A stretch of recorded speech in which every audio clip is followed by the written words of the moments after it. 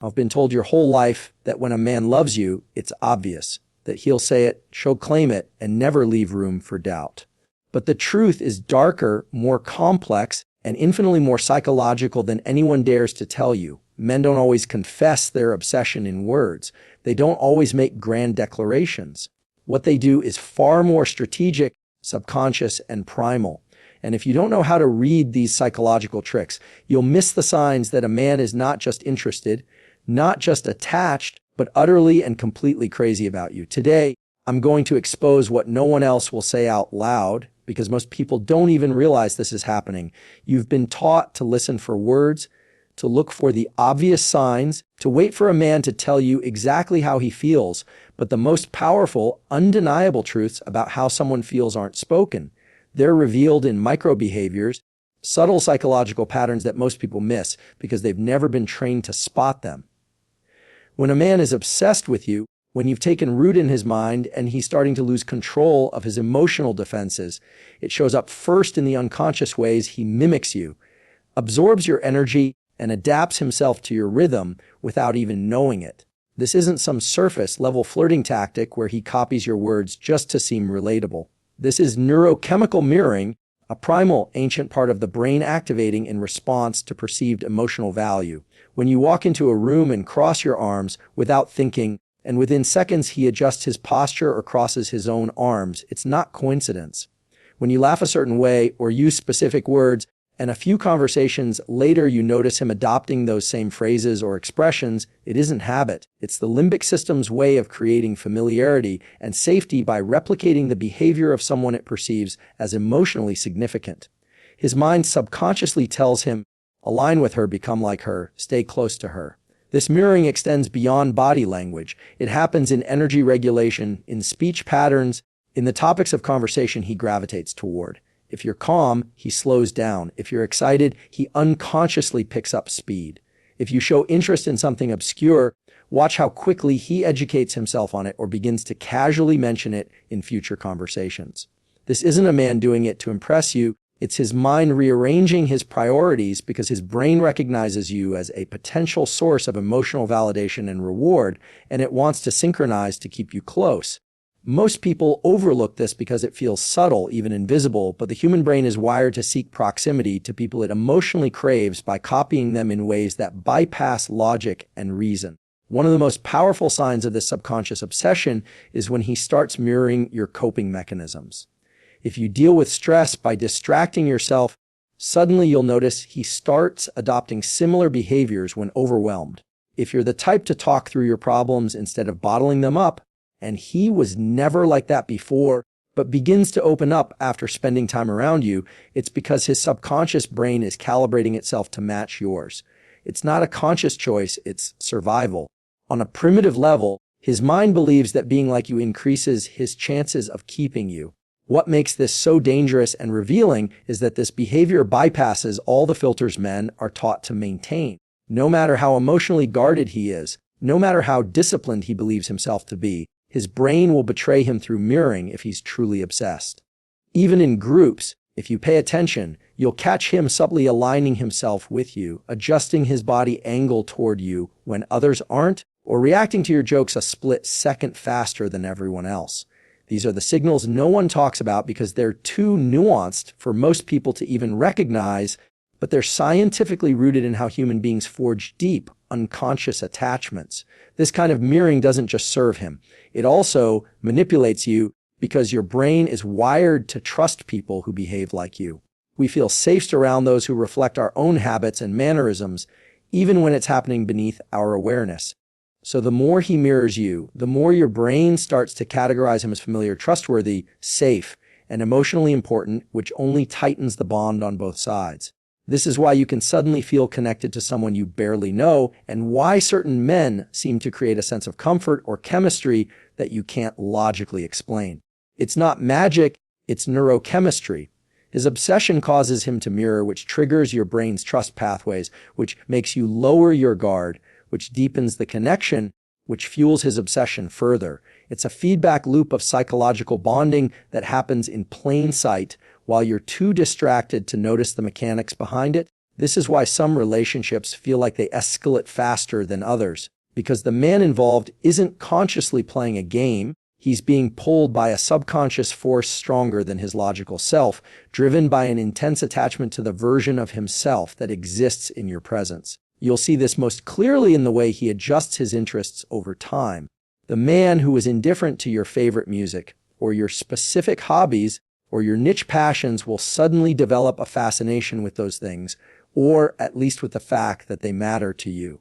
It's not about the thing itself, it's about the emotional bond the thing represents. Your favorite song becomes his favorite not because he loves the melody, but because it triggers an association with you, your emotions, your energy, and his obsession with keeping those feelings accessible. That's the reason men obsessed with a woman will watch her favorite shows, remember insignificant details about her past, or adopt her slang and inside jokes. Not because he's trying to be cute, but because on a primal level his brain recognizes that aligning himself with the things you emotionally invest in makes him feel closer to you and gives him an unconscious sense of control over the bond forming between you. And the most chilling part of all is that once this pattern of mirroring begins, it rarely stops until either the emotional bond is severed or the obsession implodes into confession or withdrawal. You might think it's harmless at first, that it's just compatibility or coincidence, but the deeper the mirroring runs, the harder it becomes to differentiate between what's genuinely him and what's a reflection of you. It blurs identities, it accelerates intimacy, and it makes you vulnerable to manipulation without realizing it, because his obsession with you turns him into a version of you. That's why some relationships feel intoxicating but confusing, because you're falling for your own reflection disguised in someone else's behavior, sculpted by a subconscious obsession neither of you fully understand. It's one of the most powerful, rarely talked about psychological patterns in human attraction, and it controls more connections than people would ever dare admit. Most people misunderstand distance in relationships. They take it at face value, interpreting it as disinterest, boredom, or the beginning of the end, but in reality, one of the most brutal and misunderstood psychological tricks a man uses when he's secretly obsessed with a woman is selective detachment. And here's the twisted part: the deeper his feelings run, the more likely he is to pull away, not because you're losing him, but because you're starting to have a terrifying level of emotional control over him that his subconscious doesn't know how to handle. When a man begins falling hard, when his emotional system realizes you've bypassed his usual defenses, it sets off alarms in the brain, triggering a biological response of vulnerability. The part of his mind wired for self-preservation suddenly recognizes that you're not just another casual connection, you're someone capable of emotionally wrecking him. And for most men, especially those who've spent years learning to control their emotions, keep their guard up and avoid dependency. This is terrifying. That fear doesn't look like what you expect it to. It doesn't show up as him confessing his feelings or telling you he's scared. It reveals itself through sudden emotional distance, confusing signals, mixed messages, and temporary withdrawal. One moment he's all in, invested, present, engaging, and the next he goes cold, unreachable, distant, like a switch flipped in his mind. What's happening here isn't rejection. It's survival instinct. His brain is trying to reclaim control over a situation it realizes is starting to overwhelm him emotionally. The irony is that the very thing you might interpret as losing him is proof of how deeply you've gotten to him. Because a man who feels nothing doesn't need distance. Only a man whose emotions are spiraling beyond what he's prepared for will retreat to create the illusion of control. It's the classic push-pull dynamic, but not the manipulative game people talk about. This is rooted in biology. His limbic system, responsible for processing emotion, starts firing signals of attachment and fear of loss at the same time. That conflict creates discomfort, and the only way his subconscious knows to ease that discomfort is through distance. He pulls away to dull the intensity, to feel like he's calling the shots again, to test whether his absence will make you chase, or even better, confirm that you care as much as he suspects. Every ounce of space he creates is a test, not necessarily one he's aware he's conducting, but a test nonetheless. He's watching even when you don't think he is. He notices if you text first, if you ask what's wrong, if you react to the withdrawal. And with every reaction, he gathers data about your level of emotional investment, using it to decide whether it's safe to fall harder or whether he needs to pull back even more. This is why so many women find themselves confused, asking how a man can go from intense connection to sudden distance without explanation. The truth is, he's not confused about how he feels. He's overwhelmed by the fact that he feels it all. For men raised in a world that teaches them to stay detached, to avoid getting too soft, to never need anyone too much, the realization that you've become emotionally significant is an internal crisis. His mind starts calculating risk. If he keeps moving forward at the current pace, he'll eventually have no defense left, which means you could crush him without warning. So rather than gamble on that vulnerability, he'll manufacture distance. Not because it makes sense, but because it gives him a moment to catch his breath, to feel like he's in charge again. And here's where it gets darker. Some men will even create imaginary problems, exaggerate flaws in you, or hyper-focus on insignificant issues to justify the distance to themselves.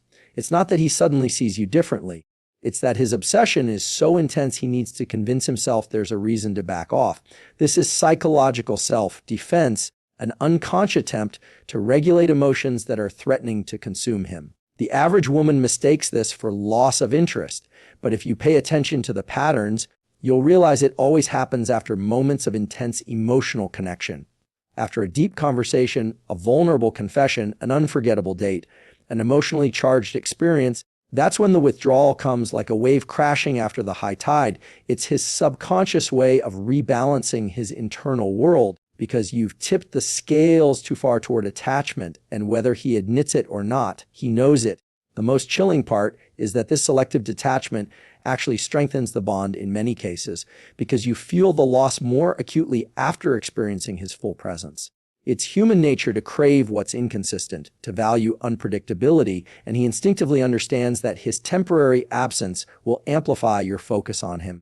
You'll question what changed, replay conversations, analyze your behavior, and without realizing it, your mind will start orbiting around his withdrawal. And that's exactly the point. His obsession creates distance as a tool to both protect himself and unconsciously draw you deeper into the connection. He might not be aware he's doing it, but his brain understands the power of absence. It's the oldest psychological trick in human attraction. What's scarce becomes valuable. What's withheld becomes desirable. And a man crazy about you knows on a subconscious level that by temporarily disappearing, he increases his emotional leverage over you. That's why you'll notice he always comes back after a period of distance, sometimes acting like nothing happened, sometimes more affectionate than before. The distance wasn't about losing interest. It was about maintaining balance, recalibrating his emotions, and ensuring he's not so exposed that you could hurt him at will. This cycle can continue indefinitely, with phases of intense closeness followed by sudden detachment, each one deepening the bond because both of you become addicted to the highs and lows. The connection becomes a psychological game of cat and mouse, driven not by manipulation, by raw human fear and obsession.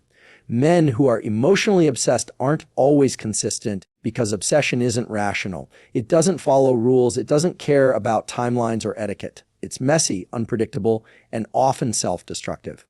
But every withdrawal, every retreat, every cold shoulder is a symptom of the same disease, an internal battle between the desire to possess you and the terror of being consumed by you. This is why you must learn to recognize the pattern for what it is, not mistake it for disinterest, and understand that in the world of human attraction, distance isn't always absence. Sometimes, it's the clearest proof of how deeply someone's obsession with you runs.